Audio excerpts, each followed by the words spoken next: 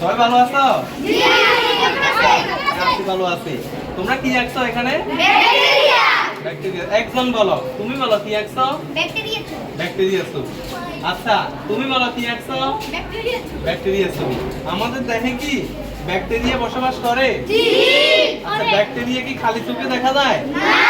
খালি চোখে দেখা যায় না। তুমি দেখাও তো তোমার চিত্রটা, তুমি কি নিজে আঁকছো?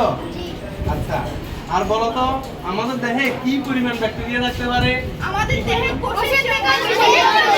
আমাদের দেহে মিলিয়ন মিলিয়ন ব্যাকটেরিয়া আছে, তার থেকে মিলিয়ন ট্রিলিয়ন, তার থেকেও বেশি ব্যাকটেরিয়া বসবাস করে।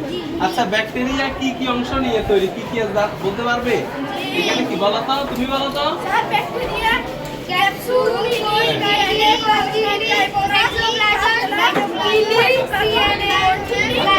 আচ্ছা, এবার একটা কাজ করো, তোমরা কি ব্যাকটেরিয়ার এই ছবিটা এঁকে তোমাদের আনন্দ লাগছে? আচ্ছা, তোমরা কি এরকম ছবি আঁকতে পছন্দ করো? নিজে আঁকছো না? একটু খাতাটা উপরের দিকে তুলো। দেখো তাহলে এখানে সবগুলো ব্যাকটেরিয়া ছবি। শিক্ষার্থীরা খুব আনন্দের সহিত ষষ্ঠ শ্রেণী বিজ্ঞান অনুসন্ধান বই থেকে ব্যাকটেরিয়া সম্পর্কে জানলো, ব্যাকটেরিয়া ছবি আঁকলো। সবাইকে আমার পক্ষ থেকে থ্যাংক ইউ। নামো, যাও তোমরা রুমে যাও।